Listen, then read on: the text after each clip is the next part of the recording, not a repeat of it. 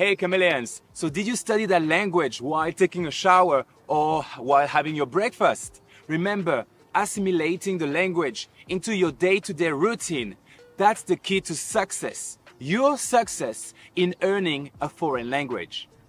You must be disciplined with your learning if you wish to reach the summit. Now, nothing is worse than seeing your dream being taken away by someone else just because you didn't put enough effort into it.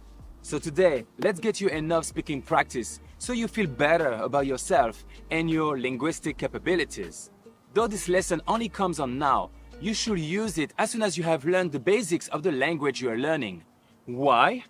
Because you are learning a language so you can speak it, not store it. Today's lesson is shorter than usual, but key to have you speak fluently as soon as possible. Remember those 3 words: speak, speak, speak. This is the Chameleon Concept, people.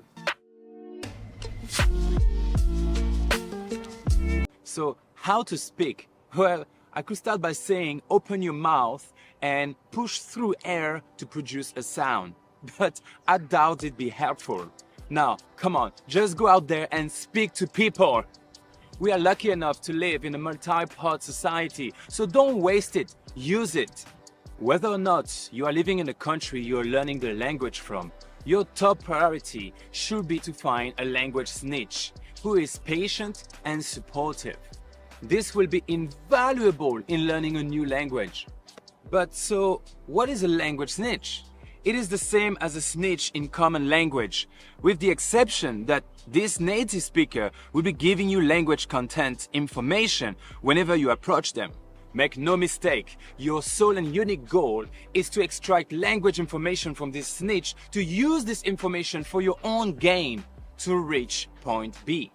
I would treat them like Gollum treated the ring in Lord of the Rings. My precious. I used to have 3 permanent language snitches in China. 1, the gate man. I used to offer him a Qingdao. It's a national beer. To ease his tongue, we would sit there in his green cabin for hours and discuss about Chinese food, Chinese ladies, Chinese football teams. Only topics I was interested in. You see the trick? Being in control of your learning gives you that privilege. 2, the AI. Auntie, or cleaning lady in Mandarin. She used to come over to my place twice a week for 2 hours freshen up. We would discuss our families, the education of her unique son, and Chinese food. 3, teaching assistant.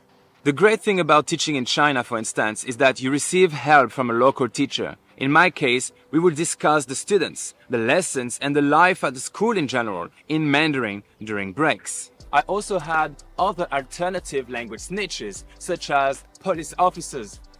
You don't want to know. Shop assistants, my students, or the parents, and so on.